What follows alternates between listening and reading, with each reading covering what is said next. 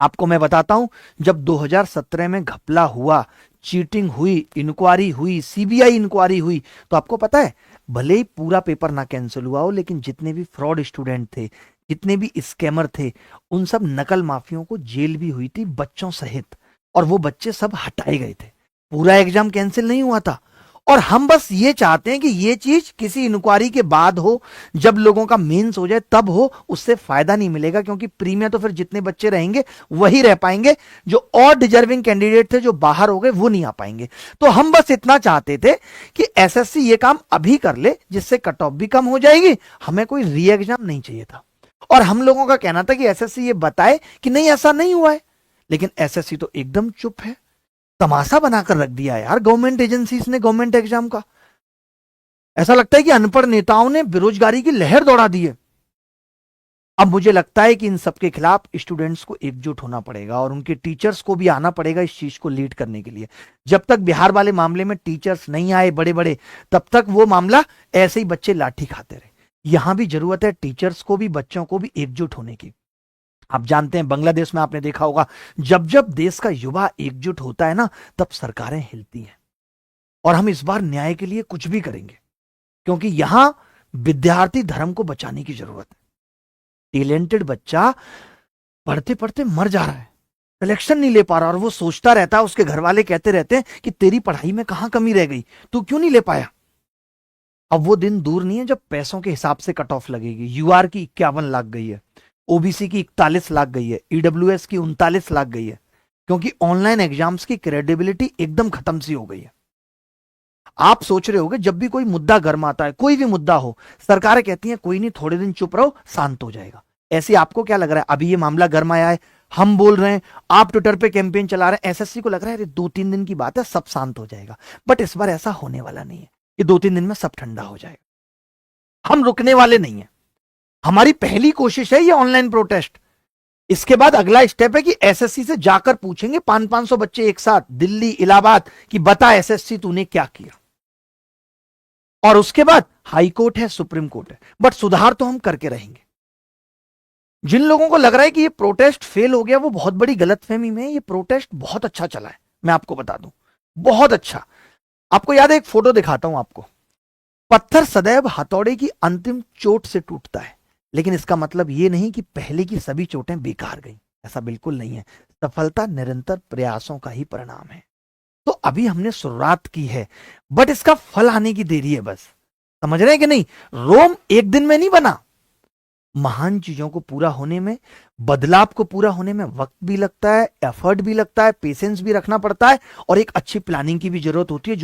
जो चीज हम कर रहे हैं, मैं आपको दिखाता हूं ना स्क्रीनशॉट। आप कैसे कह सकते हो कि प्रोटेस्ट फेल हुआ है? आप देखो, एसएससी सुधार करो नंबर 1 पे ट्रेंड कर रहा था, एसएससी स्टॉप स्कैम नंबर 3 पे ट्रेंड कर रहा था, एसएससी मार्क्स पब्लिक करो नंबर 4 पे ट्रेंड कर रहा था। कहां फेल हुआ है यार? ये हम लोगों की सफलता दिखाता है, बच्चों का प्रयास दिखाता है। आप कैसे कह रहे हो हमारा ट्विटर कैंपेन फेल हो गया? वो तो एसएससी थोड़ी ज्यादा बहरी है, एसएससी थोड़ी ज्यादा बहरी है। उसके बाद सोचो, हमने रात को 11 बजे कहा कि एसएससी जवाब दो, तुमसे इतनी सारी चीजें पूछी है। आप देखो, एसएससी जवाब दो नंबर 2 पे ट्रेंड किया। रात को 11 बजे दिया, सुबह 11 बजे ट्रेंड चलाना था, और बच्चों ने चलाया। ये बच्चों की लड़ाई है, हम तो सिर्फ आपको गाइड कर रहे हैं। आप जीतोगे इस लड़ाई को। ये मत सोचो कि कुछ फेल हो गया, हिम्मत हारने की जरूरत नहीं है। हमने कितनी बड़ी बड़ी जंग जीती है। आज जो आपको लगता है कि एसएससी सब कुछ टाइम पे करा रही है, इतना अच्छा लगता है सुन के, क्या ये सब कुछ पहले टाइम पे था? 2014 के एग्जाम की ज्वाइनिंग 2016 में आई थी, 2.5 साल बाद हमारी। इतना लेट चलता था एसएससी, लेकिन उसके लिए भी लड़ाइयां करनी पड़ी, उसके लिए प्रोटेस्ट करने पड़े, तब जाके एसएससी इतनी सुधरी है। अभी और सुधरना बाकी है, लेकिन उसके लिए लड़ना तो पड़ेगा ना। पुरानी लड़ाइयों से ही चीजें इतनी बदली हैं। और किसी एक एग्जाम में ये प्रॉब्लम नहीं है, ये हर एग्जाम कमीशन में प्रॉब्लम है। आपको अगर मैं कुछ डेटा दिखाऊं, आप चौंक जाएंगे। 70 पेपर लीक इन 7 ईयर्स, 1.7 करोड़ एस्पिरेंट अफेक्टेड हुए हैं। इस पे मोदी जी का ध्यान नहीं है। वो तो कपूर साहब की फैमिली को खुश करने में लगे। जहां लेना ना एक, देना ना एक, मजा आ रहा है यार। राजा हो तो ऐसा, जिसके अपने शौक खत्म नहीं होते। मेरा भी मन करता है कि मैं शाहरुख खान को सामने बिठा के और कैटरीना कैफ को सामने बिठा के और विक्की कौशल से बैठक लगवाऊं।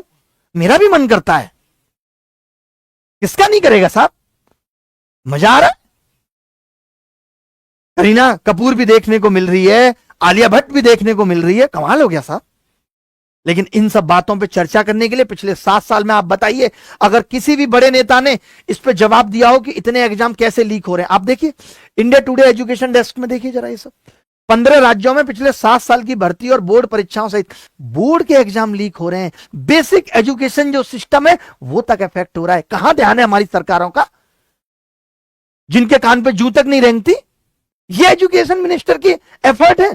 देखिए जरा, paper leak in recent year 2019 में 9, 20 में 12, ये तो मेरे गिनने में एक आध गलती हो सकती है, ज्यादा हुए हो। 2021 में 17, 22 में 11, 23 में 12, 2024 में अब तक 5 हो चुके हैं। Exam cancel, postpone total 34। आप देखिए गुजरात में 15, बिहार 12, आसाम, कौन सा राज्य बचा है जहां पेपर लीक नहीं हो रहे? अरे आदिवासी इलाकों में पेपर लीक हो रहे हैं, और तो छोड़ दीजिए। यहां किसी का ध्यान नहीं है। मैं किसी एक सरकार की बात नहीं कर रहा हूं, अलग अलग राज्यों में अलग अलग सरकारें हैं, बट किसी का इस चीज पर फोकस नहीं है। देश का प्रधानमंत्री अगर बहुत स्ट्रिक्ट हो जाए और इस चीज पे ही एक बैठक बुलाने लगे, जैसे कोविड में मुख्यमंत्रियों की बैठक बुलाई जा रही थी और उनको ऑनलाइन बैठक बुला के, जैसे वो यूट्यूब चैनल पे हर चीज लाइव करते हैं, और मुख्यमंत्रियों को जलील करे कि ये पेपर कैसे लीक हो गया, 7 दिन के अंदर जवाब चाहिए। लेकिन हमारे देश के रिसोर्सेस, हमारे देश का पैसा इन सब चीजों को सुधारने पर लग ही नहीं रहा है। हमें तो बस हर राज्य में अपनी सरकार बनानी है, यह हमारा प्राइमरी फोकस है। हमें क्या मतलब है कहीं पेपर लीक होता है नहीं होता? देश के युवा की किसको पड़ी है? ये तो बाहर रह के तैयारी कर रहा है, बोर्ड का भी बहुत हिस्सा हमें नहीं मिलता इसका। यहां विद्यार्थी धर्म संकट में, और हम तमाम धर्मों की बात कर रहे हैं कि हम इसे सुधार लेंगे, इसको बदल देंगे, इसको मजबूत कर देंगे। इस पे किसी का ध्यान नहीं है। जो विद्यार्थी संकट में इतने मेहनत से पढ़ता है, दिन रात पढ़ के सुबह पेपर देने जाता है, सालों साल लग जाती हैं, और उसके बाद पता चलता है पेपर लीक था इसीलिए मैं सेलेक्ट नहीं हो पाया। कौन समझाए? माँ बाप को कौन समझाए?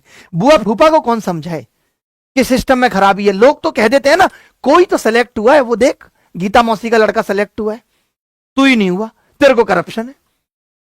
बच्चा अकेले कमरे में घुटता रहता है। कितने सारे लोगों ने जान दे दी सिर्फ इसलिए कि वो एग्जाम में असफल हो गए, बार बार असफल हो रहे थे, कोई राह नजर नहीं आ रही थी। हम हर चीज पे चर्चा कर रहे हैं, परीक्षा पे चर्चा है, मन की बात है। इन विद्यार्थियों की मन की बात कौन करेगा? इनके दर्द को कौन समझेगा?